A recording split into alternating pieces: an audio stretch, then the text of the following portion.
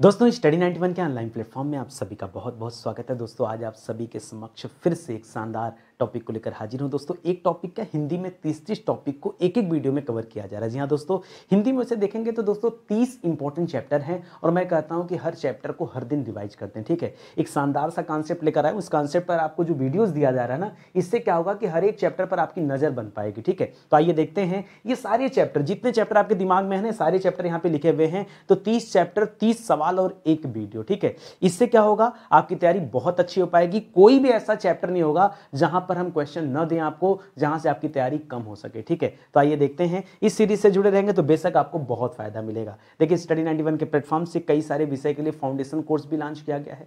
जो बच्चे ये जानते हैं कि स्टडी 91 पर क्लास करके बहुत अच्छा लगता है, सोचो जो हमारा पेड प्रोग्राम होगा वहां कितना अच्छा लगेगा। ठीक है, जानकारी चाहिए तो इस नंबर पर आप कॉल करके संपर्क कर सकते हैं। ठीक है, सीधे आते हैं अपने सवालों को पढ़ने और देखते हैं कि कौन कौन से सवाल आज की क्लास में हमें देखने को मिलते हैं। ठीक है, तो पहला सवाल दोस्तों जो है ये वर्णमाला चैप्टर से है। ठीक है, और सवाल क्या दे रहा दोस्तों, लिख रहा अनुस्वार किसका कार्य करता है। सवाल क्या कर रहा है, अनुस्वार। दोस्तों हम लोगों ने पढ़ा था अनुस्वार के बारे में और विसर्ग के बारे में पढ़ा था ना। विसर्ग तो अह को कहा जाता है, लेकिन अनुस्वार क्या होता है दोस्तों, फिर से आप गलत। एक देखिए, एक अनुस्वार होता है, एक अनुनासिक होता है, एक विसर्ग होता है। ठीक है, सबके अलग अलग मायने हैं। यहां पे जो अनुस्वार है दोस्तों, ये किसका कार्य करता है, विसर्ग का कार्य तो करता नहीं है। अनुस्वार दोस्तों याद रखेंगे, लिख रहा है चंद्र बिंदु का काम करता है क्या, अनुसार। तो याद रखेंगे चंद्र बिंदु, तो जैसे मान लीजिए आपने लिखा क्या लिख दिया, आंत। ठीक है, तो आंत लिखेंगे तो यहां पर चंद्र बिंदु होता है, तो यहां पर अनुस्वार तो है नहीं, ये चंद्र बिंदु तो अलग होता है। ठीक है, और अगर आप विसर्ग का प्रयोग करेंगे,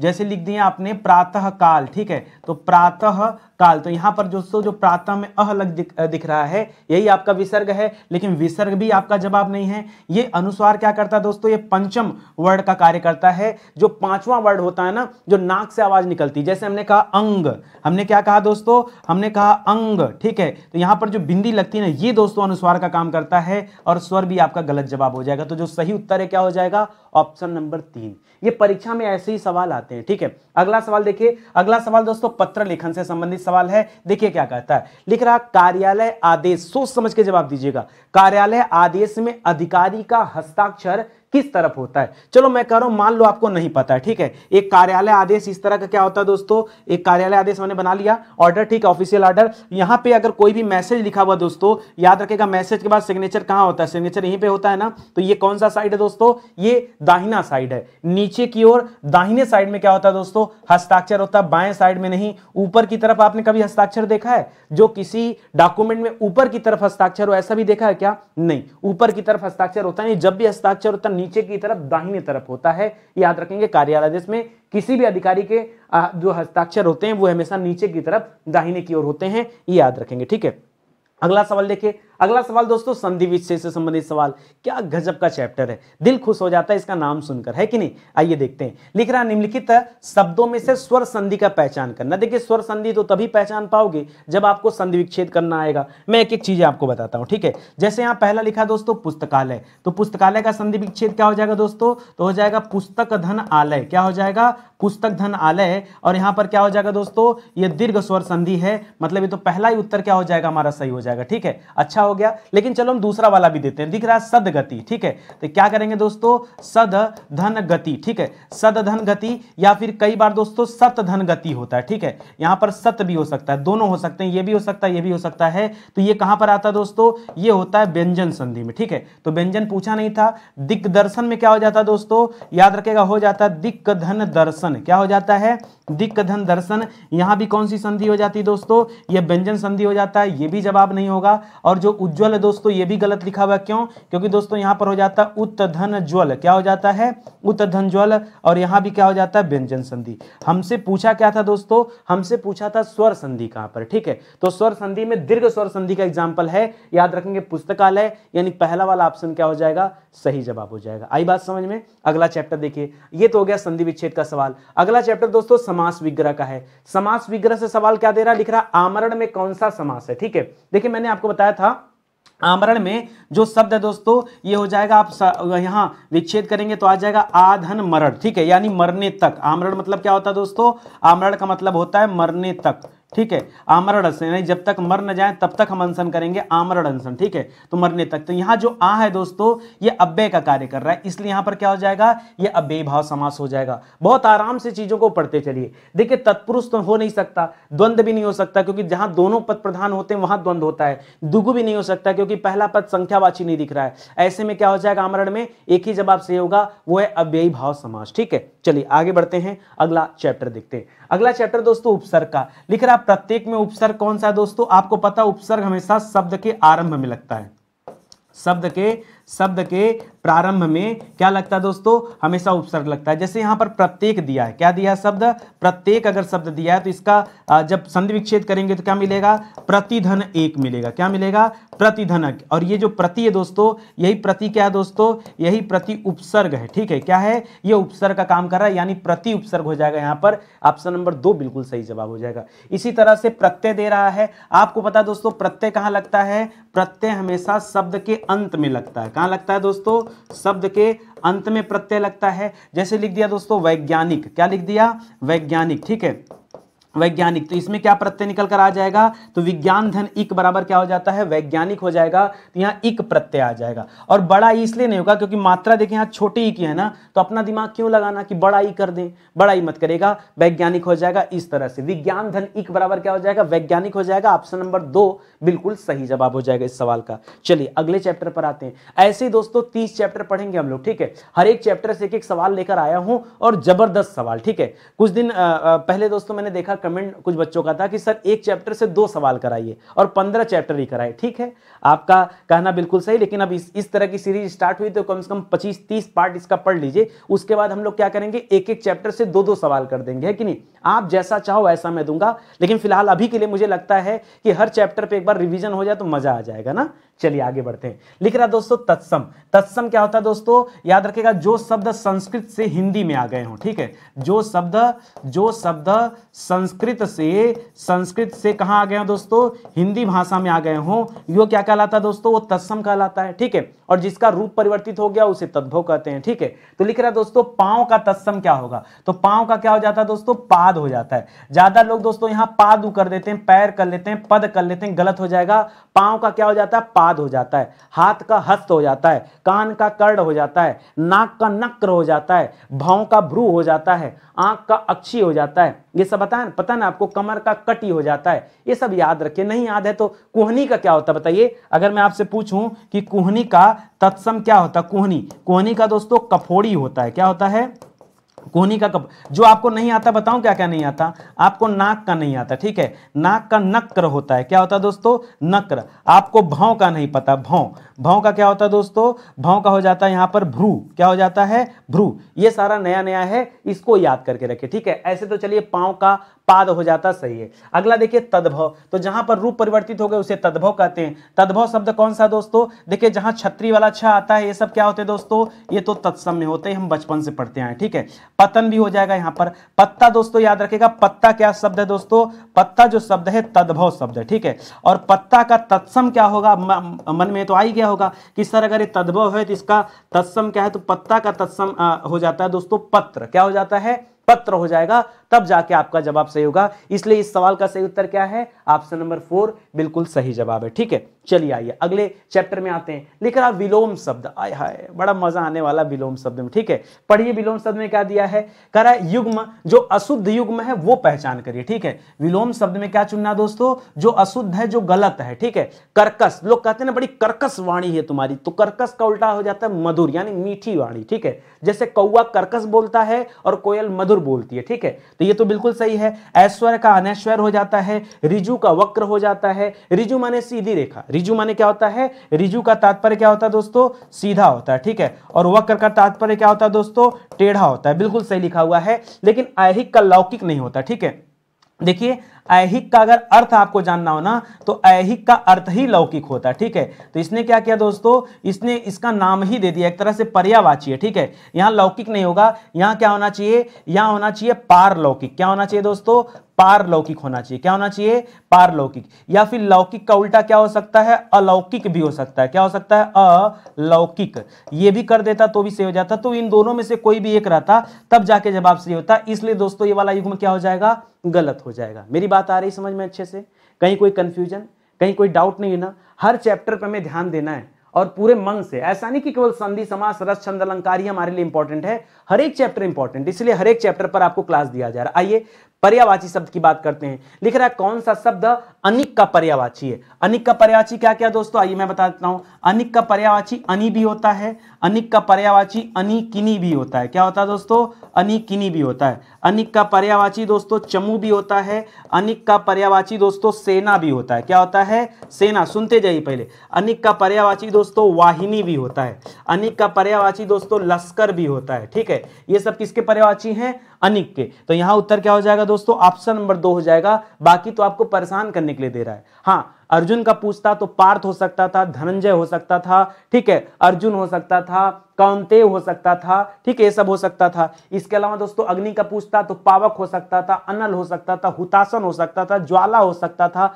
वैश्वानर हो सकता था, घोड़ा का बाजी हो सकता था, है हो सकता था, तुरंग हो सकता था। बहुत सारा है, लिखने नहीं चाह रहा हूं, इतना अच्छे से लिखा हुआ है, इसको आप देख लीजिए। ठीक है, ये हो जाएगा दोस्तों पर्यायवाची से इंपॉर्टेंट सवाल। अगला चैप्टर दोस्तों समश्रुत भिन्नार्थक शब्द, जो सुनने में एक जैसा लग रहा हो लेकिन अर्थ दोस्तों अलग अलग हो जाता हो, उसके बारे में पढ़ते हैं। शब्द दे रहा अन्न और अन्य। तो अन्न माने तो अनाज होता है। अन्न मीन्स क्या होता है? अच्छा, पिछली क्लास में मैंने आपसे पूछा भी था दोस्तों, तो देखिए अन्न को क्या कहते हैं? अन्न को अनाज भी कहते हैं, अन्न को दोस्तों धान्य भी कहते हैं, अन्न को दोस्तों शस्य भी कहते हैं, शस्य भी कहते हैं। और एक बच्चे ने अच्छा सा कमेंट किया था, फिर से मैं भूल गया। ठीक है, अरे वो राशन, राशन, राशन भी कहा जाता दोस्तों, लेकिन उस बच्चे ने राशन नहीं जवाब दिया था, बड़ा अच्छा जवाब दिया था, मुझे कमेंट अच्छे से याद भी था। ठीक है, अन्न गल्ला दिया था, किसी बच्चे ने कमेंट किया था। आज फिर से मुझे बच्चा कमेंट करके बताएगा कि क्या मैं आपका कमेंट पढ़ाऊं कि नहीं पढ़ाऊं, बताइए मुझे। ठीक है, तो गल्ला, ठीक है, तो याद रखेगा जैसे गल्ला मंडी तो गल्ला भी कहा जाता है, ये सब अन्न का पर्यायवाची है। ठीक है, फिलहाल हमें बताना कि अन्न का एक अर्थ क्या है। तो अन्न का मतलब देखिए, ये पेड़ और दूसरा है तो गलत हो जाएगा। अन्न का अनाज हो सकता है और अन्य का क्या हो जाता है? फल होता नहीं है। अन्न का मतलब दूसरा होता है। इस वजह से दोस्तों क्या हो जाएगा? ऑप्शन नंबर 1 सही हो जाएगा, क्योंकि बाकी विकल्प में जो ठीक ढंग से मैच नहीं कर रहे हैं, इस वजह से गलत है। अगला जो हमारा चैप्टर दोस्तों वो है वाक्यांश के लिए एक शब्द। ठीक है, अनेक शब्दों के लिए एक शब्द, ये चैप्टर है, बड़ा इंपॉर्टेंट चैप्टर है। लंबी सी लाइन देता है, इसका छोटा रूप बताना होता है। लिख रहा है जो धन दुरुपयोग करता हो, जो धन का दुरुपयोग करता हो उसे क्या कहते हैं दोस्तों? तो देखिए धन के दुरुपयोग करने वाले को कहा जाता है अपव्ययी। क्या कहते हैं दोस्तों? अपव्ययी कहा जाता है। मितव्ययी किसे कहा जाता है दोस्तों? मितव्ययी कंजूस को कहा जाता है। जो धन का कम उपयोग करता है, कंजूस, उसके लिए शब्द क्या होता है? मितव्ययी होता है। ये अतृप्त गलत हो जाएगा और अधित्य का, उपत्यका, ये सब गलत हो जाएगा। ठीक है, अधित्य का, उपत्यका तो फिर पर्वत के ऊपर की समतल भूमि और उठी भूमि को कहते हैं। ठीक है, और नीचे वाली भूमि को कहते हैं। तो ये तो अपना ऑप्शन हो जाएगा गलत। ये अपव्ययी याद रखेगा। मितव्ययी मतलब मित माने कम होता, अप माने ज्यादा होता है। ठीक है, ऐसे समझ जाइए। ठीक है, जैसे कभी कभी कहते हैं ना कि जो कम धन खर्च करता है उसी को तो कंजूस कहते हैं। ठीक है, यानी कम धन खर्च करने वाले के लिए एक शब्द होता है मितव्ययी। लेकिन जो धन का दुरुपयोग करता, बेकार करता, उसे बर्बाद करता, उसके लिए अपव्ययी शब्द आता है। इसको भी आप याद रखेंगे। अगला चैप्टर देखिए। अगला चैप्टर भैया वर्तनी शुद्धि से सवाल है। ठीक है, वर्तनी शुद्धि सवाल क्या दिया है? लिख रहा अशुद्ध वर्तनी का चयन करिए जो गलत है। ठीक है, अब देखिए बहुत सारे बच्चे इसको गलत करते हैं, पुनर्वलोकन का। ठीक है, मैं आपको बताना चाहूंगा दोस्तों, यहां पर एक शब्द होता है पुनर, और पुनर में र के नीचे जो होता है दोस्तों हलंत होता है, और दूसरा शब्द होता है अवलोकन। क्या शब्द होता है? अवलोकन। यही अ जाकर जब दोस्तों ये र के साथ मिलता है तो र पूरा हो जाता है। इस तरह से लिखते हैं पुनर्वलोकन, ये सही है। ठीक है, सौंदर्य भी दोस्तों सही है। ठीक है, ये सब दोस्तों क्या है? सही है। पुनरागमन में इसी तरह से क्या कर सकते हैं दोस्तों? तो पुनर क्या होता है? मूल शब्द होता है, धन आगमन होता है, पुनरागमन। ठीक है, पुनरागमन।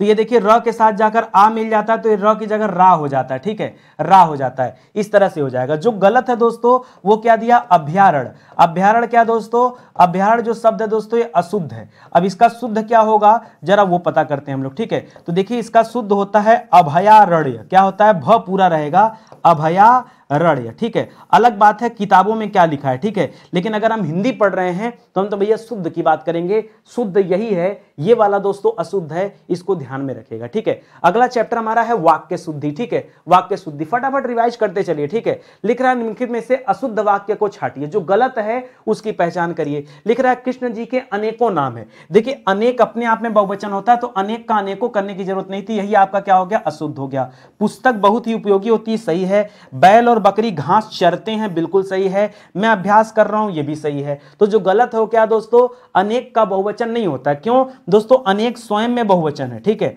अनेक क्या है दोस्तों, ये स्वयं बहुवचन है, स्वयं बहुवचन है। जब ये बहुवचन है दोस्तों तो इसको अनेकों करने की क्या जरूरत, मुझे बताइए, अनेकों करने की क्या जरूरत, इसी वजह से गलती हो रही। अगर ये लिख देता कि कृष्ण जी के अनेक नाम है तो सही हो जाता, अनेक नाम, अनेकों नहीं, अनेक करिए तब जाके जवाब सही हो जाएगा। अगला चैप्टर आइए, अगला चैप्टर दे रहा दोस्तों लिंग पहचान, पुल्लिंग और स्त्रीलिंग और उभयलिंग की पहचान करना आपको, ठीक है। मैंने बताया था कैसे पहचान करेंगे दोस्तों, कई तरीके हैं, या तो विशेषण का प्रयोग कर सकते हैं, वरना फिर नॉलेज के आधार पर बात ही अलग है। जैसे सवाल दे रहा दोस्तों विधुर, विधुर किसे कहते हैं दोस्तों, पहले समझिए, ठीक है। जिसकी पत्नी ना हो उसे क्या कहते हैं दोस्तों, उसे विधुर कहते हैं, ठीक है।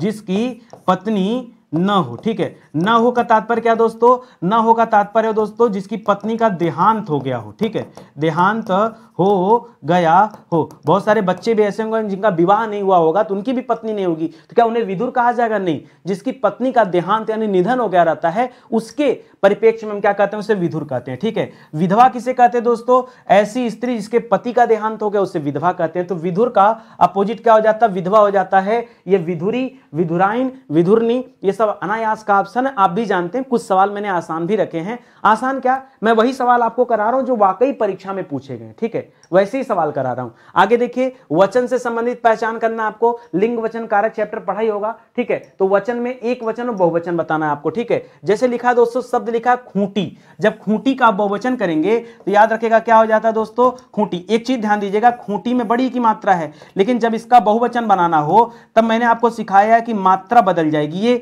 ये जो दीर्घ मात्रा ने ह्रस्व में बदल जाएगा और खूंटियां हो जाएगा, ठीक है। ये करिएगा। बहुत सारे बच्चे इसका क्या कर देते हैं ना, ऐसे कर देते हैं, ऐसे देखिए खूंटियां, ये दोस्तों गलत है, ये गलत है। जो सही है दोस्तों क्या है, खूंटियां सही हो जाएगा, यानी ऑप्शन नंबर 3 सही जवाब हो जाएगा। क्यों, देखिए आप एक शब्द लिखते हैं मछली, क्या लिखते हैं, मछली। अब मछली का जब बहुवचन करते हैं तो क्या करते हैं दोस्तों, मछलियां, ऐसे लिखेंगे। मात्रा ये हमेशा क्या होगा, ये जो दीर्घ मात्रा हमेशा ह्रस्व में चेंज होगा, नहीं तो उत्तर क्या होगा, गलत। इसी तरह नदी का नदियां होता है ना, ठीक है। वधु का वधुएं हो जाता, बहुत सारे बच्चे गलत करते हैं। जैसे जब हम वधु लिखते हैं ना, क्या लिखते हैं, वधु जब लिखते हैं तो बड़ा ओ की मात्रा करते हैं, जब इसका बहुवचन करते हैं तो हमेशा मात्रा छोटी करनी चाहिए, वधुएं, ठीक है। लेकिन जो बच्चे यहां पर छोटी की मात्रा नहीं करते, कुछ बड़ा ओ भी कर देते हैं, गलत हो जाएगा। याद रखेंगे, नियम है कि बहुवचन बनाते समय आखिरी में अगर कोई दीर्घ मात्रा, कोई भी दीर्घ मात्रा, चाहे बड़ी ई आ जाए चाहे बड़ा ऊ आ जाए, आप उसको ह्रस्व जरूर करेंगे, छोटा मात्रा में कन्वर्ट करेंगे, ये आप याद रखेंगे, ठीक है। चलिए आगे बढ़ते हैं। ध्यान दीजिए, स्टडी 91 के प्लेटफॉर्म से कई सारे विषय की किताबें लॉन्च की गई।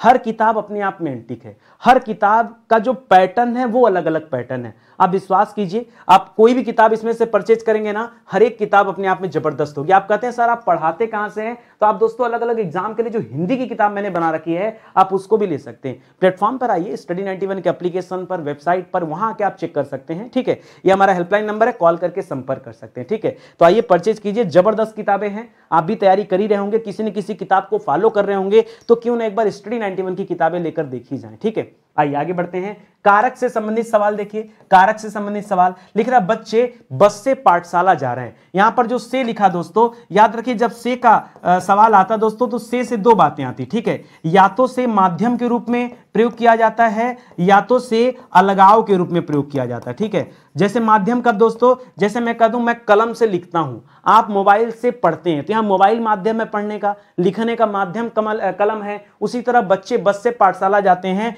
तो माध्यम यहां पर क्या दोस्तों, बस है। जब माध्यम की बात आती है तब याद रखेगा कर्ता ने कर्म को करण कारक उत्तर हो जाएगा इस सवाल का, ठीक है। लेकिन दोस्तों जब अलगाव की बात आती है, जैसे वृक्ष से पत्ते गिरते हैं, वृक्ष से पत्ते गिरते हैं, ठीक है, गिरते हैं, यानी अलगाव की बात हो रही थी। यहां पर जो से है दोस्तों अलगाव की बात कर रहा है, और जब अलगाव होता है तब उत्तर पता क्या होता है, तब अपादान होता है। यहां पे अपादान नहीं होगा, इसलिए अपादान की चिंता बिल्कुल मत करिएगा, यह आपका गलत जवाब हो जाएगा। जो सही उत्तर है वो करण कारक होगा। क्या होगा? करण कारक। आई बात समझ में ना? चलो आगे आ जाओ। अगला चैप्टर दोस्तों काल से संबंधित, ठीक है। काल वही वर्तमान काल, भूतकाल, भविष्य काल, बस यही आसान सा सवाल है। लिख रहा वह पढ़ता तो उत्तीर्ण हो जाता।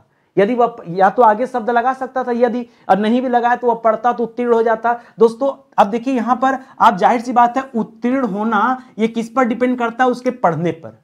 यदि आप पढ़ते तो जरूर सफल हो जाते। आपका सफल होना किस पर डिपेंड करता? पढ़ने पर। जब कभी ऐसा वाक्य आ जाए कि एक दूसरा वाक्य उस पर निर्भर हो तो उसे हमेशा क्या कहते हैं दोस्तों? उसे हम हमेशा क्या कहते हैं? एक मिनट। वह पढ़ता तो उत्तीर्ण हो जाता, ठीक है। आसन्न भूतकाल, आसन्न दोस्तों तब होता है जब कोई कार्य अभी अभी हुआ हो, ठीक है। मैंने बताया था आपको अभी अभी हुआ हो, उसे क्या कहते हैं दोस्तों? उसे आसन्न कहते हैं। इसमें तो ऐसा कोई बात नहीं है, ठीक है। वह पढ़ता तो उत्तीर्ण हो जाता, यहां संभावना भी नहीं है। संभाव्य तब होता संभवतः कल वर्षा होगी, ठीक है, तब होता दोस्तों संभाव्य भविष्य काल, ठीक है। यहां सामान्य भूत पढ़ता तो उत्तीर्ण हो जाता, सामान्य भूत भी नहीं करेंगे और सामान्य भविष्य भी नहीं करेंगे, ठीक है। यहां पे दोस्तों क्या होना चाहिए? यहां पे ऑप्शन ही नहीं दिया है, ठीक है। यहां होना चाहिए हेतु मद, ठीक है, हेतु मद भूतकाल, ठीक है। क्या होना चाहिए? यहां पर हेतु मद होना चाहिए ऑप्शन में। यह ऑप्शन में दोस्तों नहीं दिया है, इसलिए दोस्तों क्या हो जाएगा? यह ऑप्शन अपने हिसाब से आप सेट कर लीजिएगा, ऐसा ऑप्शन यहां पे बनना चाहिए, ठीक है। ये गलत दिया हुआ था, चलिए कोई बात नहीं। भाषा बोलियों से संबंधित सवाल देखिए, लिख रहा हिंदी की मूल उत्पत्ति दोस्तों किससे मानी गई, ठीक है। आइए एक बात बताते हैं आपको। सबसे पहले दोस्तों संस्कृत लिखिएगा। क्या लिखेंगे? संस्कृत। संस्कृत के बाद कौन सी भाषा आई? तो कौन सी भाषा आई दोस्तों? पाली। पाली के बाद कौन सी भाषा आई दोस्तों? तो कहा जाता है प्राकृत। प्राकृत के बाद कौन सी भाषा आई? तो कहा जाता है अपभ्रंश। अपभ्रंश के बाद कौन सी भाषा आई? तो कहा जाता है अवहट्ट। बीच में एक भाषा पड़ी है। अवहट्ट के बाद क्या है दोस्तों? तब कहा जाता है खड़ी हिंदी बोली। क्या कहा जाता है? खड़ी हिंदी बोली। और यही आपसे पूछ रहा कि खड़ी हिंदी का विकास किससे हुआ है? तो खड़ी हिंदी का विकास दोस्तों अवहट्ट के पहले अपभ्रंश से हुआ है, और अपभ्रंश में भी माना जाता है सौरसेनी अपभ्रंश, ठीक है। खस को इसलिए नहीं कहा जाता है क्योंकि खस में पहाड़ी आता है, ठीक है, जो गढ़वाली कुमाऊनी वगैरह ये आते हैं। अर्धमागधी भी नहीं आएगा, मागधी भी नहीं आएगा, ठीक है। अर्धमागधी में दोस्तों पूर्वी हिंदी आती है, इसमें अवधी आता है, छत्तीसगढ़ी आता है, ये सब आते हैं, ठीक है, याद रखेंगे। मागधी दोस्तों ये बिहार में चलती है, बिहारी हिंदी, इसमें भोजपुरी आता है, मैथिली आता है, और कौन सा आता है? मगही, ठीक है, ये तीन आएंगे। तो यहां पर दोस्तों क्या करेंगे? सौरसेनी अपभ्रंश माना जाता है। जो अपनी हिंदी है इसकी उत्पत्ति किससे हुई है? एक तो अपभ्रंश से, और अपभ्रंश में भी सौरसेनी अपभ्रंश से उत्पत्ति माना जाता है, ये आप याद रखेंगे। चलिए लेखक एवं उनकी रचनाओं से संबंधित सवाल करते हैं, ठीक है, ध्यान से पढ़िएगा। लिख रहा पद्मावत किसकी रचना है? नाभादास जी की नहीं, तुलसीदास जी की नहीं, केशवदास जी की नहीं, ये रचना दोस्तों मलिक मोहम्मद जायसी साहब की। किसकी रचना है? मलिक मोहम्मद जायसी, मलिक मोहम्मद जायसी की रचना है। मलिक मोहम्मद जायसी ने इसकी रचना किया था 1540 ईस्वी में, ठीक है, याद रखेंगे। और इसी पुस्तक पर आधारित एक मूवी भी आई थी पद्मावत, आपने देखा होगा, जिसमें राणा रतन सिंह की पत्नी का नाम रहता है पद्मावती, ठीक है। और एक लड़ाई दिखाया गया है जो कि दोस्तों सन 1303 में लड़ा गया था, अलाउद्दीन खिलजी ने जब चित्तौड़ पर आक्रमण किया था, ठीक है। खैर सब अलग बातें हैं, तो यहां याद रखेंगे। इनकी जो रचनाएं पूछता दोस्तों, एक तो दोस्तों परीक्षा में खूब पूछा जाता है पद्मावत, ठीक है। एक इनकी रचना का नाम है दोस्तों अखरावट, पद्मावत अखरावट। एक रचना दोस्तों आखिरी कलाम। क्या है दोस्तों? आखिरी कलाम, ठीक है। तो ये सारी कई रचनाएं इनकी, ये सारी रचनाओं पे जरा फोकस करिएगा क्योंकि परीक्षा में सवाल यहां से भी बनते हैं, ठीक है। चलिए आगे बढ़ते हैं। दिख रहा कच्चे घड़े पानी भरना। कच्चे घड़े पानी भरना, इसका अर्थ क्या होता है? इस मुहावरे का अर्थ आपको बताना है। लिख रहा कमजोर से मदद की अपेक्षा करना, ठीक ढंग से काम न करना, कठिन काम करना, या मूर्खतापूर्ण काम करना। कच्चे घड़े का पानी भरने का मतलब क्या होता है दोस्तों? ठीक ढंग से काम न करना। क्या अर्थ होता है इसका? ठीक ढंग से काम न करना, इसे कहा जाता है कच्चे घड़े पानी भरना, ठीक है। यानी व्यर्थ में कोई काम किया जा रहा है, उसका कोई जो है अर्थ नहीं निकलेगा तो याद रखिएगा इसके संदर्भ में इसका प्रयोग करते हैं। छंद से संबंधित एक सवाल है, लिख रहा निम्नलिखित में से सममात्रिक छंद। देखिए आप जब छंद पढ़ते हैं तो आप तीन प्रकार के छंद पढ़ते हैं। एक पढ़ते हैं दोस्तों मात्रिक छंद होता है, एक पढ़ते हैं दोस्तों वर्णिक छंद होता है, और एक पढ़ते हैं दोस्तों मुक्तक छंद होता है। ठीक है, तो उसमें से आप जब मात्रिक छंद में आते हैं तो वहां भी तीन प्रकार पढ़ते हैं। एक होता है सममात्रिक, एक होता अर्ध सममात्रिक, एक होता विषम मात्रिक। तो जहां मात्राएं समान हो उसे सममात्रिक कहते हैं। ठीक है, और यही पूछ रहा है कि सममात्रिक का उदाहरण कौन कौन सा है, तो ये बताइए। तो दोस्तों आप याद रखेंगे यहां सममात्रिक चौपाई को माना जाता है। ठीक है, और दोहा सोठा जो दोस्तों ये अर्ध सममात्रिक में रखा जाता है। कहां?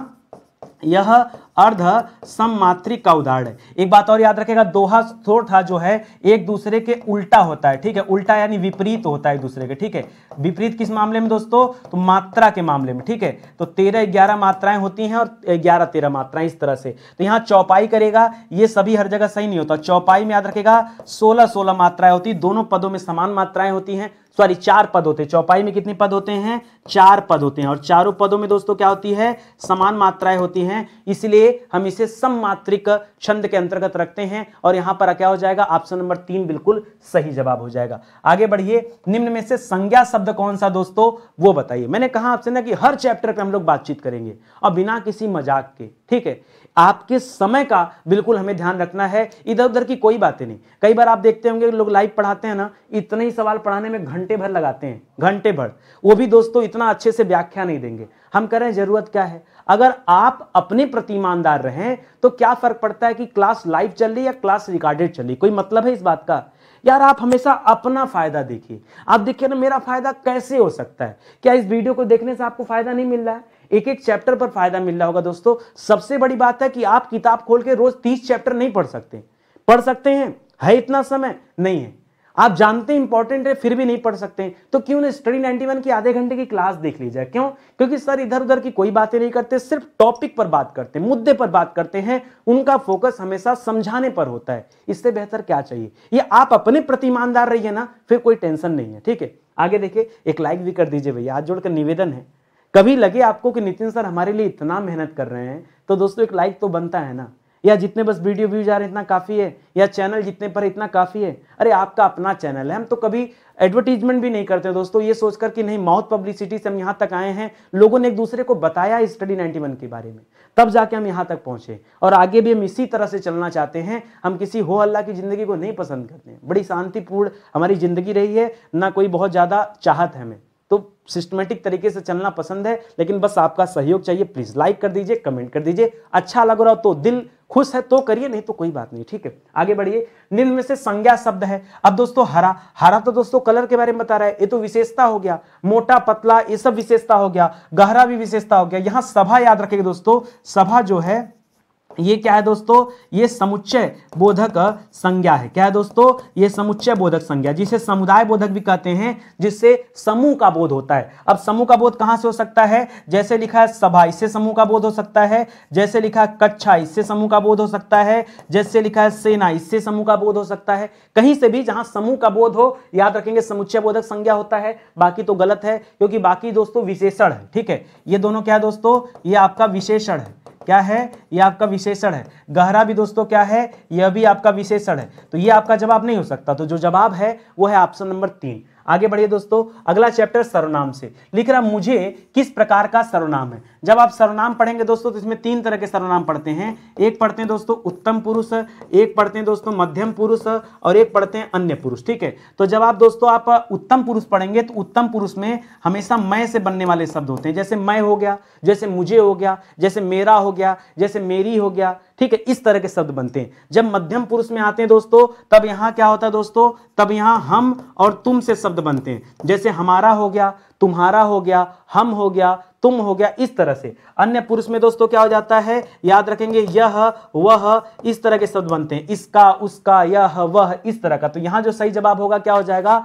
उत्तम पुरुष। मुझे जो शब्द दोस्तों ये उत्तम पुरुष में है, इसको भी याद रखेंगे। आगे बढ़िए, अगला सवाल लिख रहा है विशेषण से संबंधित सवाल दे दिया। ठीक है, विशेषण किसे कहते हैं? जो संज्ञा और सर्वनाम की विशेषता बताए। बहुत सही। ठीक है, तो लिख रहा दोस्तों तुम बहुत तुम बहुत अच्छे बच्चे हो, इस वाक्य में कौन सा पदबंध विशेषण है। ठीक है, तो तुम बहुत अच्छे बच्चे हो दोस्तों, तो यहां बहुत अच्छा जो दोस्त शब्द है, याद रखेंगे ये क्या है दोस्तों, विशेषण है। मैं फिर से यहां लिख देना दोस्तों, बहुत अच्छे।